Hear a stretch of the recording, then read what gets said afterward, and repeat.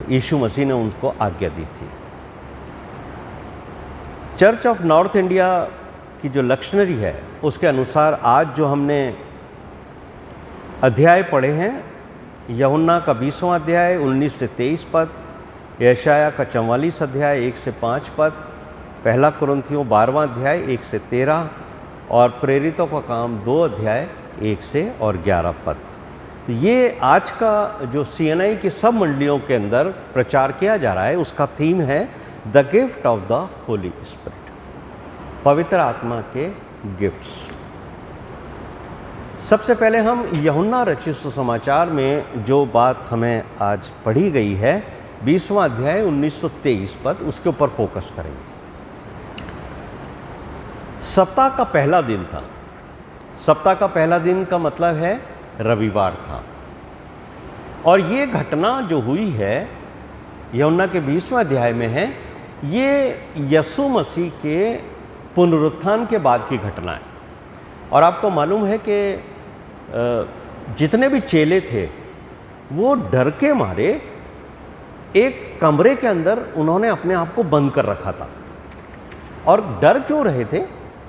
क्योंकि रोमी सिपाही उनको ढूंढ रहे थे।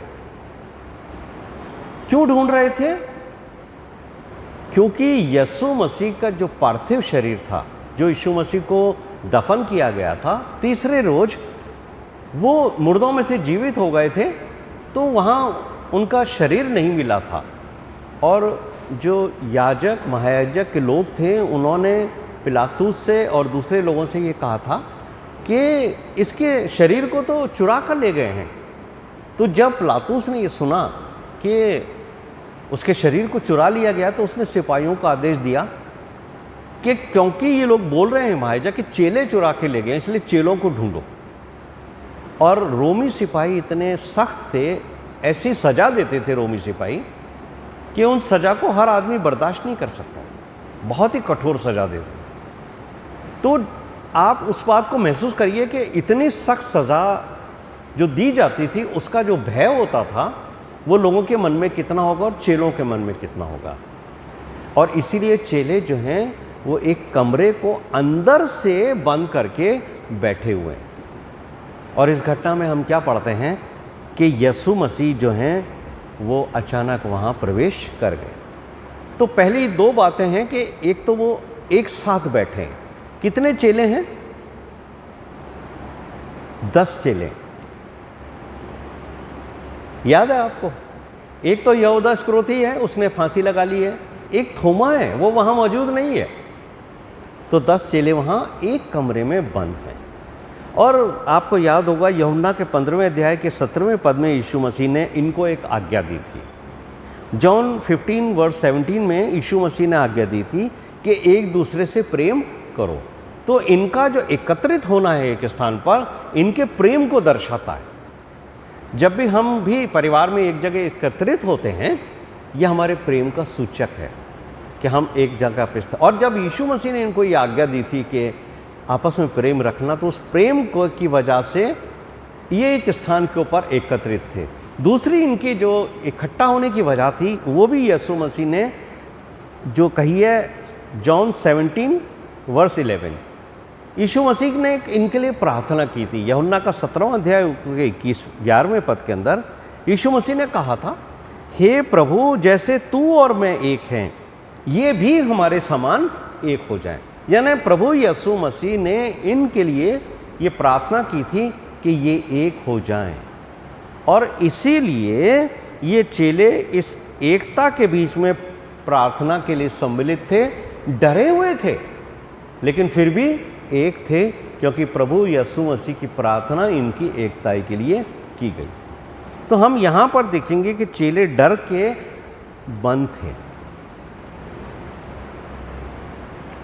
यही वो चेले हैं जिनको यीशु मसीह ने, जब स्वर्गारोहण हो रहा था, तब यीशु मसीह ने इनसे क्या कहा था कि जब तक तुम पे पवित्र आत्मा ना उतरे, तब तक एक ही स्थान पर रहना। पवित्र आत्मा तुम पर उतरेगा, तुम सामर्थ पाओगे, उसके बाद तुम दुनिया के दूसरे स्थानों पर जाकर प्रचार करना। तो ये सारे के सारे चेले और दूसरे लोग, करीब 120 लोग पेंटेकोस्ट के दिन एक स्थान पर एकत्रित थे। यहाँ तो 10 चेले एकत्रित हैं, डरे हुए हैं, कमरे को उन्होंने अंदर बंद किया है। लेकिन उस स्थान के ऊपर करीब 120 लोग इकट्ठा हुए थे, जो आज का दिन है पेंटेकोस्ट का दिन। और वहाँ पर जब पवित्र आत्मा उतरा, उसके बाद यही चेले बाहर निकलकर बिना किसी डर के प्रभु यीशु मसीह का प्रचार जोर शोर से करने लगे, और न सिर्फ लोगों के सामने बल्कि आराधनालय में गए। लेकिन यहाँ जो घटना यूहन्ना में है, यहाँ वो डरे हुए हैं। कारण क्या है? एक बड़ा कारण है, अभी तक इनके पास पवित्र आत्मा नहीं उतरा है। तो जब पवित्र आत्मा नहीं होता है हमारे साथ, तो हमारे मन के अंदर डर और भय रहता है। और जब पवित्र आत्मा आ जाता है, तब हमारा डर दूर हो जाता है और हम सामर्थ्य के साथ खड़े होकर कोई भी बात कह सकते हैं।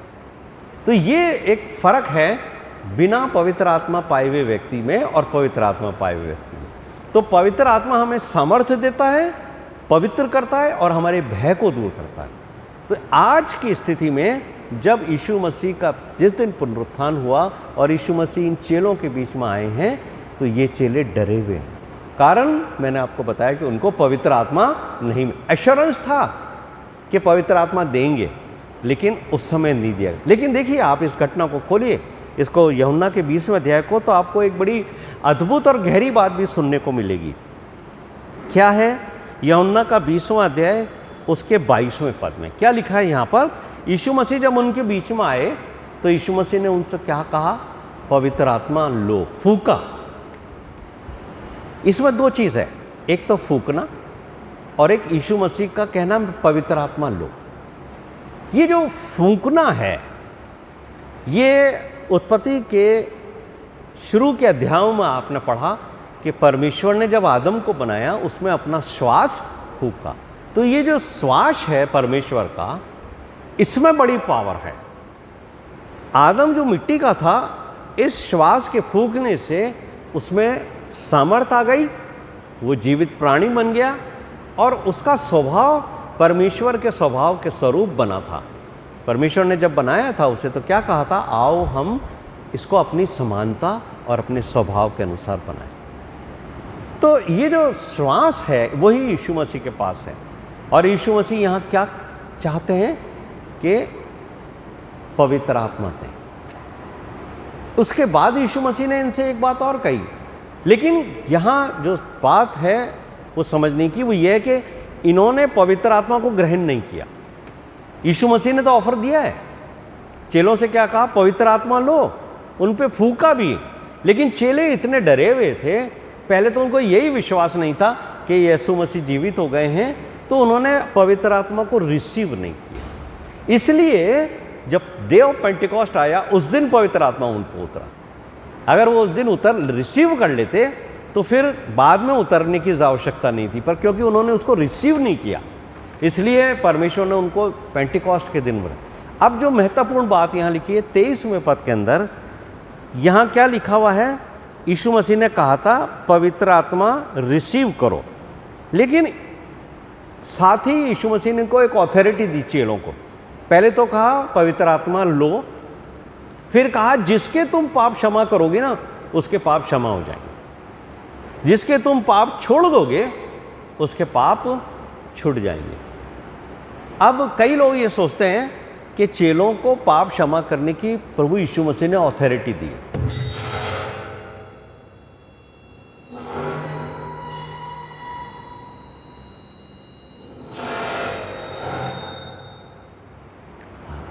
चेलों को प्रभु यीशु मसीह ने ये ऑथोरिटी दी थी, लेकिन क्योंकि उन्होंने पवित्र आत्मा को ग्रहण नहीं किया, इसलिए उनको ये जो ऑथोरिटी थी पाप क्षमा करने की, ये उनसे विड्रॉ हो गई, ये उनको नहीं प्राप्त हुई। आप सोचेंगे कि बाइबल में तो लिखा हुआ है कि यीशु मसीह ने उनको पाप क्षमा की ऑथोरिटी दी, लेकिन मेरे प्रिय भाई और बहनों, जब उन्होंने पवित्र आत्मा रिसीव नहीं किया, क्योंकि ये जो काम है पवित्र आत्मा का काम था। प्रभु यीशु मसीह तो उन्हें सामर्थ्य देना चाहते थे, लेकिन उन्होंने पवित्र आत्मा ग्रहण नहीं किया, इसलिए उनको ये सामर्थ्य नहीं मिली। अब संसार में कोई भी मनुष्य किसी के पाप क्षमा नहीं कर सकता। लेकिन ये पद है, उससे लोग भ्रमित हो जाते हैं कि नहीं, चेलों को दी गई थी, लेकिन चेलों ने इसको रिसीव नहीं किया, इसलिए ये ऑथोरिटी प्रभु यीशु मसीह ने उनसे विड्रॉ कर ली। अब हम देखते हैं, जब उन 10 चेलों के ऊपर पवित्र आत्मा उन्होंने रिसीव नहीं करी जो उनको दी गई थी, तब लूका का 24वां अध्याय उसके 49 वर्ष को देखिए। यहाँ पर यीशु मसीह ने उनको एक और प्रतिज्ञा दी थी, और लूक 24 वर्ष 49, लूका 24:49, देखो जिसकी प्रतिज्ञा मेरे पिताजी ने तुमसे की थी कि मैं पवित्र आत्मा तुम पर उतारूंगा, और जब तक स्वर्ग से सामर्थ्य ना पाओ तब तक तुम इसी नगर में ठहरे रहना। ये आज्ञा यीशु मसीह ने दी कि देखो, परमेश्वर पिता तुमको पवित्र आत्मा देना चाहते हैं, लेकिन उसके लिए तुम्हें इंतज़ार करना पड़ेगा। यीशु मसीह का स्वर्गारोहण हुआ है, यीशु मसीह तो चले गए स्वर्ग में, लेकिन जब ये बात कह के गए हैं कि तुम इसी स्थान पर ठहरे रहना, ये नहीं कहा कितने दिन ठहरना है, 3 दिन, 3 महीने, 3 साल, कोई समय सीमा नहीं थी। 500 लोगों को यीशु मसीह एक साथ दिखाई दिए थे, लेकिन जिस दिन पेंटिकॉस्ट का दिन था उस दिन 120 ही लोग रह पाए, यानी 500 में से बहुत सारे लोग इंतज़ार नहीं कर पाए और वो लोग चले गए। कितने दिन इंतज़ार करें, इसका कोई वो नहीं था। तो इंतज़ार करना निश्चित तौर से बहुत कठिन काम है। जब पर हम ये कहते हैं वेट ऑन द लॉर्ड, हम इंतज़ार नहीं कर पाते। सुनने में तो अच्छा लगता है, अभी कह दिया जाए कि आप लोग यहीं रुकिए, पवित्र आत्मा जब तक नहीं आए तो हम 1 दिन, 2 दिन, 3 दिन, कुछ लोगों का मन निराश हो जाएगा, पवित्र आत्मा आएगी कि नहीं आएगी। 120 लोग यहाँ पर रह गए। तो प्रेरितों का 2 अध्याय 1 से 13 पद खोल लीजिए। अब हम उसको ध्यान देते हैं कि जो पेंटिकॉस्ट का दिन था, ये पेंटिकॉस्ट का दिन जो है वो यहूदियों का एक पर्व आता है, first fruits of the wheat harvest, उस दिन मनाया जाता था, और ये फसह से 50 दिन के बाद आता है। आए समझ में? 50 दिन काउंट करने के बाद ये त्यौहार आता है, first fruits of the wheat harvest. यानी इसको गिनती के 29 पद के अंदर, इसका गिनती का 28वां अध्याय उसके 26वें पद में लिखा है, परमेश्वर ने इस्राएल को कहा था, फिर पहली उपज के दिन जब तुम अपने कटनी के पर्व में यहोवा के लिए नया अन्न बलिदान चढ़ाओ, तब भी तुम्हारी पवित्र सभा हो, उस दिन भी कोई भी परिश्रम का कोई काम ना करे। तो ये इनके लिए जो हार्वेस्ट होती थी उसका फर्स्ट फ्रूट लेकर परमेश्वर के पास आते थे। ये यहूदियों का पर्व था। ये जो पेंटिकॉस्ट का दिन है, यीशु मसीह के स्वर्गारोहण के 10 दिन बाद आए। तो 10 दिन उन लोगों को वहाँ इंतज़ार करना पड़ा था। 50 दिन तो फसह से और 10 दिन यीशु मसीह के पुनरुत्थान से, तो 50वां दिन ये कहलाता हैगा। इसको जो यहूदियों के ट्रेडिशंस हैं उसके हिसाब से भी एक दिन बड़ा इम्पॉर्टेंट है। इसको ये डे ऑफ पेंटिकॉस्ट को डे ऑफ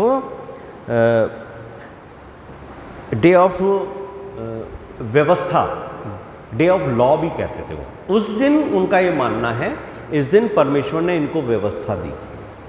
तो ये व्यवस्था को जो उन्होंने रिसीव किया था, उस दिन को ये लोग इस दिन के रूप में मनाते थे। तो इनके लिए, इस्राएलियों के लिए तो व्यवस्था का दिन था, और जो हम मसीही हैं उनके लिए कौन सा दिन है? हमारे लिए वो दिन है जिस दिन पवित्र आत्मा हम पर उतरा। तो पवित्र आत्मा चर्च को मिला है, कलीसिया को मिला है, और कलीसिया को ने पवित्र आत्मा ग्रहण किया डे ऑफ पेंटिकॉस्ट पे, और जो इस्राएली थे उन्होंने व्यवस्था, लॉ को ग्रहण किया था। तो दोनों के अंदर ये सेम चीज़ आपको और मुझे देखने को मिलती है।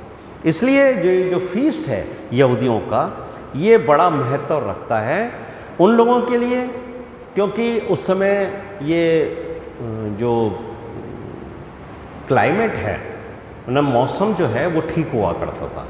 तो जब मौसम अच्छा होता है तब लोग जो हैं कई देशों से निकल करके यरूशलेम में एकत्रित होते थे इस फेस्टिवल को मनाने के लिए।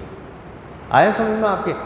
इसलिए जो हमारी बेटी सिमरन ने पढ़ा प्रेरितों का काम, उसका 2 अध्याय, उसके अंदर अगर आप ये पढ़ोगे कि कई देशों के लोग यरूशलेम में इकट्ठा थे, कई देशों के लोग यरूशलेम के अंदर एकत्रित थे। आप अगर वहाँ पढ़ोगे तो मेरे हिसाब से करीब 13 ऐसे देश हैं जिसके लोग वहाँ इकट्ठे थे। 13 कंट्रीज से लोग आकर वहाँ पर एकत्रित थे। ये फेस्टिवल था उनका। आए तो वो अपने लिए थे 13 देशों से। तो आप 13 देशों से आने का तो तात्पर्य आप समझ सकते हैं कि मौसम अच्छा होगा, सब कुछ ठीक था, वो कंडीशंस अच्छी थी, इसलिए वो लोग जो हैं यहाँ पर अपने फेस्टिवल के ऊपर आए हुए थे। लेकिन उसी दिन क्या हुआ, ये जो भविष्यवाणी है यीशु मसीह के पुनरुत्थान के बाद 40वें दिन स्वर्गारोहण, उसके 10 दिन बाद होने वाली, इसके लिए एक भविष्यवाणी यिर्मयाह के अंदर है। कोई भी घटना जो नए नियम में होती है उसकी भविष्यवाणी तकरीबन उससे मिलती हुई ओल्ड टेस्टामेंट में आपको ज़रूर मिलेगी। अगर आप निकालना चाहते हैं यिर्मयाह का 42वां अध्याय उसका 7वां पद, जब आप इसको पढ़ेंगे यिर्मयाह का 42वां अध्याय उसके 7वां पद, तो इसमें एक भविष्यवाणी है। क्या भविष्यवाणी है? यहाँ लिखा है 10 दिन बीतने पर यहोवा का वचन यिर्मयाह के पास पहुँचा। 10 दिन बीतने के बाद, ये 10 दिन जो हैं वो यीशु मसीह के स्वर्गारोहण के बाद के दिन की भविष्यवाणी है। तो वहाँ तो यिर्मयाह के पास 10 दिन के बाद पहुँचा था और यहाँ 10 दिन के बाद पवित्र आत्मा लोगों के पास पहुँची। तो हम यहाँ पर देखते हैं कि ये भविष्यवाणी यहाँ पर पूरी हुई हैगी। यहाँ हम देखते हैं कि यीशु मसीह जो चेले थे वो उसकी आज्ञा के अनुसार वहाँ ठहरे हुए थे। अब जब वो वहाँ ठहरे हुए थे, जो हमने प्रेरितों के 2 अध्याय के 1 से 11 पद में पढ़ा, जो डे ऑफ पेंटिकॉस्ट के बारे में है, तो उनके अंदर क्या चीज़ उन्होंने प्राप्त की? पहली चीज़ उनके अंदर पेशेंस डेवलप हुआ, धीरज, उनके अंदर नम्रता आई, काइंडनेस।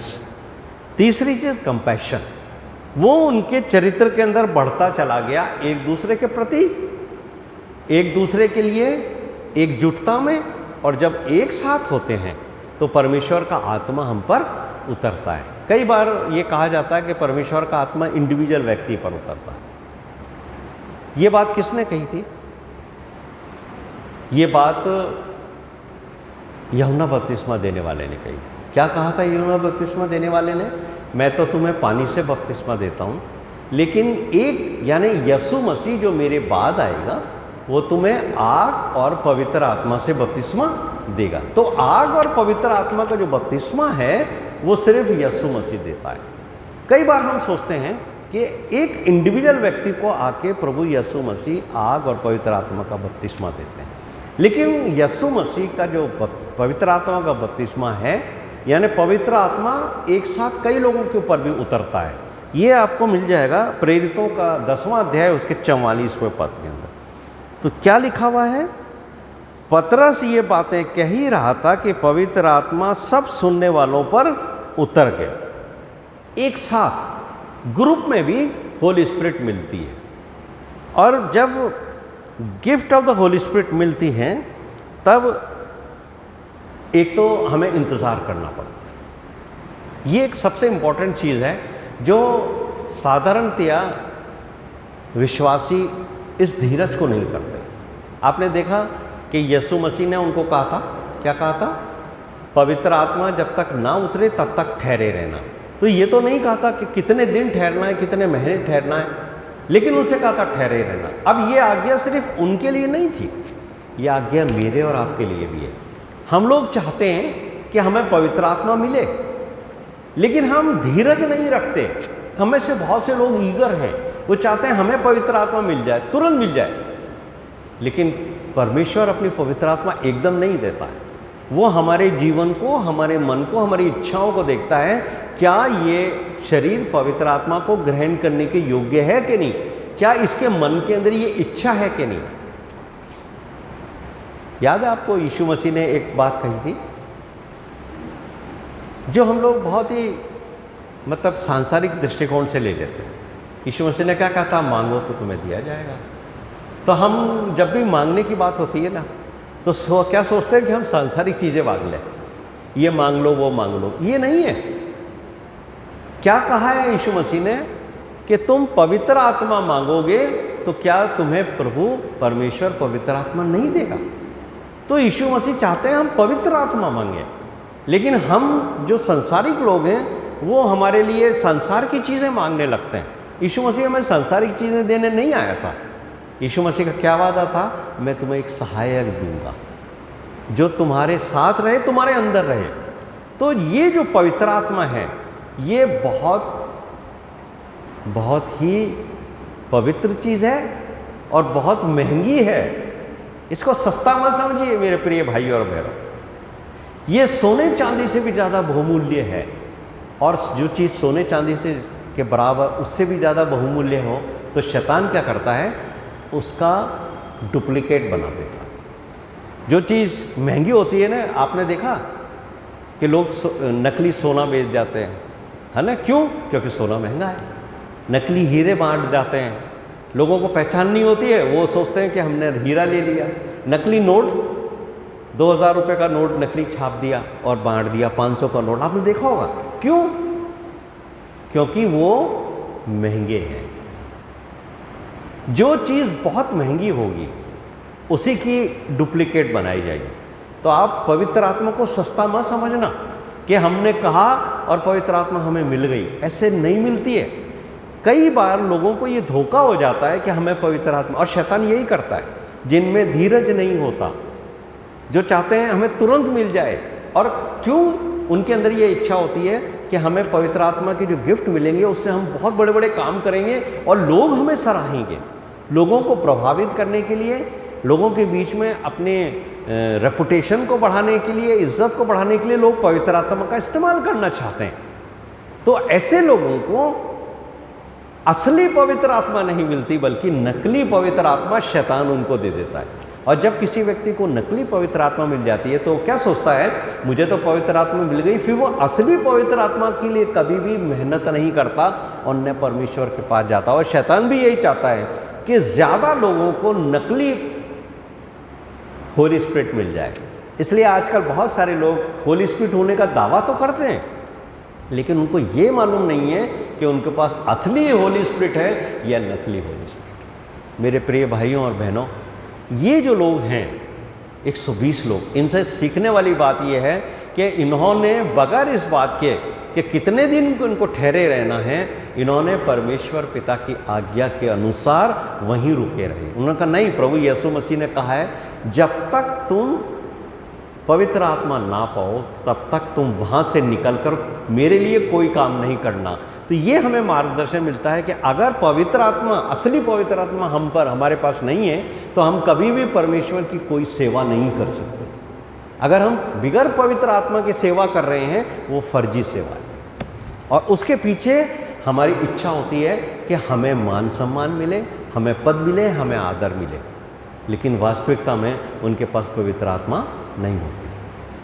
और आगे हम देखते हैं कि पवित्र आत्मा जब उस दिन मिला तो क्या क्या हुआ, है ना।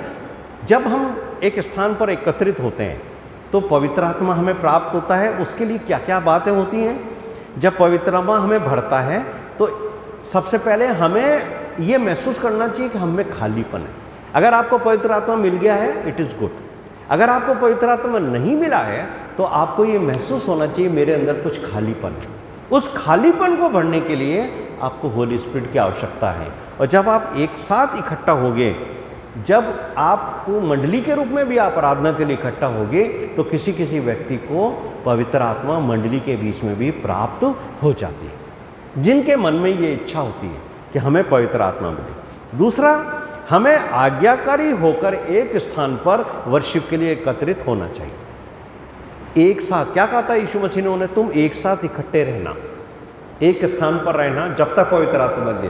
तो हमारी मंडली में भी लोगों को एक स्थान पर एकत्रित होते रहना चाहिए, आराधना के लिए होते रहना चाहिए जब तक हमें पवित्र आत्मा नहीं मिले। और जब पवित्र आत्मा मिल जाएगी तब हम अंदर से इसको फील करेंगे, हम नम्र बन जाएंगे, हम दीन हो जाएंगे, हम दूसरों के प्रति प्रभु यीशु मसीह के अंदर जो प्रेम था उस प्रेम से भर जाएंगे। फिर हम लोगों के अंदर दोष नहीं निकालेंगे, तू ऐसा है, तेरे अंदर ये कमी है, तेरे अंदर ये। यीशु मसीह ने कभी किसी पर दोष नहीं लगाया, बल्कि वो उन पापियों से मिलता जुलता था, उनके लिए प्रार्थना करता था, उनको उत्साहित करता था। कहता देखो परमेश्वर के वचन में क्या बातें लिखी हैं, परमेश्वर तुम्हें प्यार करता है, तुम सब ये पाप भरा जीवन छोड़ के प्रभु के पास आ जाओ।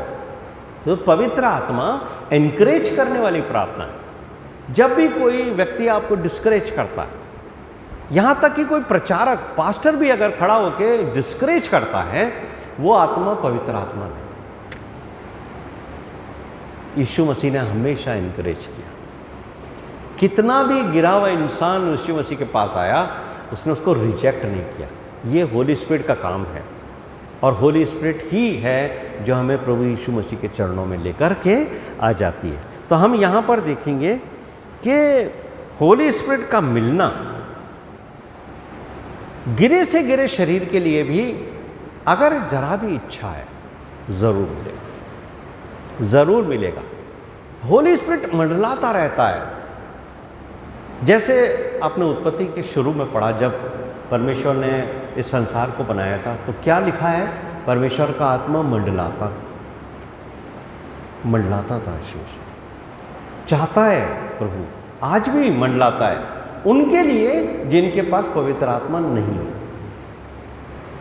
और इसका एक बड़ा अच्छा उदाहरण भी है, ये हिस्केल नबी की पुस्तक के अंदर आता है। और हिस्केल नबी में आपने पढ़ा होगा, अगर आप इसको 37 अध्याय को पढ़ते हैं, 37वें अध्याय 9 और 10 के अंदर, तो वहाँ पर एक ऐसी हड्डियों का जिक्र है, सूखी हड्डियों का जिक्र। ये एक ऐसी हड्डियाँ हैं जो बिखरी पड़ी हैं, सूखी हैं, लेकिन परमेश्वर का आत्मा उनसे कहता है कि तुम सूखी हड्डियों एक स्थान पर आ जाओ।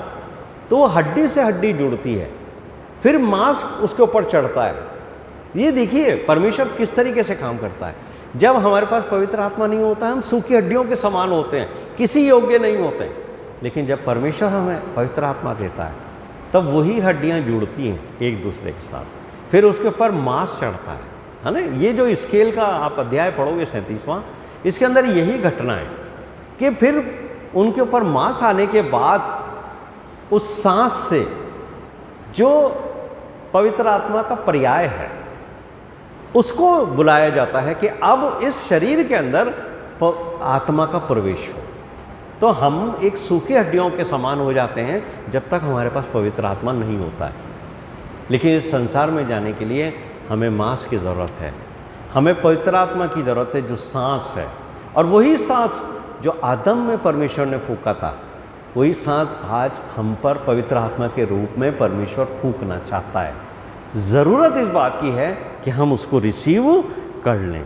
तो यहाँ पर देखेंगे हम, खोलिए प्रेरितों का काम 2 अध्याय, उसके शुरू के अध्याय के पद, 2 अध्याय 2 पद। यहाँ पर क्या लिखा है, अचानक, सडन, समटाइम, कभी कभी पवित्र आत्मा अचानक आपके ऊपर आ जाता है। कई दिन तक हम राह देखते हैं, पवित्र आत्मा का मुझे वरदान मिले, मुझे पवित्र आत्मा मिले, हम प्रार्थना करते हैं बहुत से लोग, लेकिन अचानक कहाँ किस स्थान के ऊपर आपको पवित्र आत्मा परमेश्वर देगा आपको नहीं मालूम। तो यहाँ पर जो बात लिखी है कि 120 लोग एक स्थान के ऊपर इकट्ठा हैं और सनसनाहट हुई अचानक, सडनली, है ना, बड़ी आंधी का सनसनाहट हुई। तो ये जो आवाज़ है ये होली स्पिरिट की वॉइस को रिफ्लेक्ट करती है, आवाज़ के साथ यहाँ पर उतरा है ना। तो आप ये देखिए कि जब होली स्पिरिट वहाँ उतरा तो 2 चीज़ें हुई हैं। एक तो आग के समान उतरा है और आवाज़ के साथ उतरा है। जब लोग बैठे हैं उनके ऊपर आग के समान जीभें लटकी हुई दिखाई दी। तो पहले काम क्या करता है परमेश्वर? आग क्या चीज़ दिखाती है? प्यूरिफिकेशन को दिखाती है। आग प्यूरिफाई करती है। आपने देखा हो जब आप सुनार के यहाँ जाते हो, अपना कोई ओल्ड सा पुराना गहना लेके जाते हो, तो क्या करते हैं वो लोग? एक उनके पास आग होती है, बहुत तीखी होती है, वो उस सोने को तपाते हैं, उसमें से जो गंदगी होती है उसको वो निकालते हैं उसमें से। तो होली स्पिरिट का जो सबसे पहला काम होता है वो हमें पवित्र करती है। हमारे अंदर जो कमियां होती हैं, हम चाहते हैं कि हमें होली स्पिरिट मिले, लेकिन होली स्पिरिट किसी भी अपवित्र स्थान के ऊपर अपना निवास नहीं बनाती है। तो हमारे शरीर में, हमारे जीवन में जो कमियां हैं, जो घटियां हैं, उसको पहले तो पवित्र आत्मा आग के रूप में उतरकर उसे जलाता है। हमारे अंदर जो कमियां हैं उनको जलाकर हमें इस योग्य बनाता है ताकि हमारा शरीर प्यूरिफाई हो, तब होली स्पिरिट इसके अंदर आए। और दूसरी बात जो लिखा है जीभें, ये जीभें क्या चीज़ है? ये एक बड़ी इंटरेस्टिंग चीज़ है। होली स्पिरिट जीभों के रूप में उतरकर हमारी जो टंग होती है ना, हमारी जुबान, इसको पवित्र करती है। होली स्पिरिट पाया हुआ व्यक्ति की जुबान से कभी भी आपको ड्वेल लैंग्वेज सुनाई नहीं देगी। क्या हुआ इसका अर्थ? होली स्पिरिट पाया हुआ व्यक्ति का स्वभाव यीशु मसीह के स्वभाव जैसा होगा। ना तो वो कभी एब्यूज लैंग्वेज बोलेगा, ठीक है, ना ही वो किसी को गाली देगा, ना किसी को अपशब्द बोलेगा, न किसी के ऊपर वो व्यक्ति दोषारोपण करेगा, ना उसके अंदर कमियां निकालेगा, न उसको पापी ठहराएगा। क्यों? क्योंकि उसकी जो जुबान है, उसकी जो जीभ है, पहले परमेश्वर की पवित्र आत्मा ने उसको पवित्र किया है। लोग क्या सोचते हैं कि हमें पवित्र आत्मा मिलेगी तो हम अन्य भाषा बोल लें, बोलते ना लोग, हम तो अन्य भाषा बोलते हैं। अरे आपकी जो मदर टंग है, पहले प्रभु यीशु मसीह की पवित्र आत्मा उसको सही करेगी। अगर आपकी मदर टंग सही नहीं है तो आपको होली स्पिरिट का गिफ्ट कहाँ से मिलेगा? अदर टंग वाला। लेकिन क्या है, लोग वो जो मैंने आपको बताया ना, फेक होली स्पिरिट, वो झूठी पवित्र आत्मा लोगों के अंदर है, जो जब खड़े होके लोग बोलते हैं, कुछ 2, 4, 5 शब्द बोलते हैं, हड़बड़ गड़बड़ कुछ कुछ बोलते हैं। बहुत से लोग कभी दुआ में बोलते हैं, कभी पवित्र वचन बोलते हैं, उसको कोई नहीं समझता है, उसको वो लोग भी नहीं समझते हैं जो बोलते हैं। देखिए, ये जो पवित्र आत्मा उतरी है, ये पवित्र आत्मा शब्द बोलने के लिए नहीं उतरी है। क्या है ये जो घटना हमने पढ़ी, उसमें क्या चीज़ है? 13 देशों के लोग वहाँ एकत्रित थे, और जब परमेश्वर की पवित्र आत्मा इनके ऊपर उतरी तो ये जो 120 लोग थे, पहले तो इनकी खुद की ज़ुबान को, इनकी मदर टंग को पवित्र किया, उनकी ज़ुबान को। उसके बाद फिर उन्होंने अन्य भाषा बोलने में, भाषा का क्या मतलब होता है? Language. It is not only words. Language क्या होती है? जो लिखी जाती है, पढ़ी जाती है और बोली जाती है एक समुदाय के द्वारा, एक कंट्री के अंदर। रशिया में अलग लैंग्वेज बोली जाती है, अफ्रीका में अलग लैंग्वेज बोली जाती है, जर्मन में अलग लैंग्वेज बोली जाती है। यहाँ जो लोग एकत्रित हैं, 120 लोग, उनको जो पवित्र आत्मा मिली है, तब वो क्या बोलेंगे? अन्य अन्य भाषा बोलने लगे। और 13 देशों से लोग वहाँ एकत्रित थे। लिखा है ना, 13 देशों से लोग एकत्रित थे, वो अपनी अपनी लैंग्वेज में सुन रहे थे। यानी ये जो लोग थे, जब पवित्र आत्मा इनके ऊपर उतरा, तब ये उनकी लैंग्वेज बोलने लगे जो इनको नहीं आती थी। यह है अन्य भाषा का भेद। लोग कहते हैं हम अन्य भाषा बोलते हैं, ना तो वो खुद समझते हैं, न जिसके सामने बोल रहे हैं वो समझता है। लेकिन यहाँ क्या लिखा है? जो लोग एकत्रित थे, ये जो पतरस और ये लोग बोल रहे थे, वो अपनी लैंग्वेज में सुन रहे थे। बोले ये तो पढ़े लिखे भी नहीं है, ये हमारे देश के भी नहीं है, फिर ये हमारी लैंग्वेज क्यों बोल रहे हैं? ये है पवित्र आत्मा का। लेकिन हम में से बहुत सारे लोग इस भेद को नहीं जानते कि बाइबल क्या कहती है। सुनने वाला अपनी भाषा में सुनेगा। अगर मैं या कोई प्रचारक यहाँ आकर एक ऐसी भाषा बोलते हैं जो आपको समझ में नहीं आती, न वो आपकी भाषा है, तो न तो आपको उससे कुछ प्राप्त होगा, न आप वचन सीख सकोगे, और नहीं आपको ये एहसास होगा कि मैं सच के अंदर पवित्र आत्मा को महसूस कर रहा हूँ या नहीं। लेकिन यदि कोई ऐसा व्यक्ति जो हिंदी बोलता है, जैसे मैं आपके साथ हिंदी में बात कर रहा हूँ, तो जब आप सुनने वाले हिंदी हो, मैं बोलने वाला हिंदी हूँ, तो किसी अन्य भाषा को बोलने की ज़रूरत ही नहीं है, क्योंकि मेरा उद्देश्य पवित्र आत्मा मेरे अंदर से आपको आपकी भाषा में परमेश्वर का वचन सुनाना चाहती। इसीलिए तो आप यहाँ आए हैं। परमेश्वर के भवन में क्यों आए? यहाँ परमेश्वर का वचन सुनने के लिए आए। तो परमेश्वर आपको आपकी भाषा में सुनाएगा। ये जो लोग 13 देश के लोग इकट्ठे थे, उनका स्टेटमेंट समझा। उन्होंने क्या कहा? ये हमारी भाषा में बोल रहे हैं और परमेश्वर के बड़े बड़े अद्भुत कामों की चर्चा कर रहे हैं। यानी ये 5 मिनट, 2 मिनट, 3 मिनट नहीं, इन्होंने निश्चित तौर से एक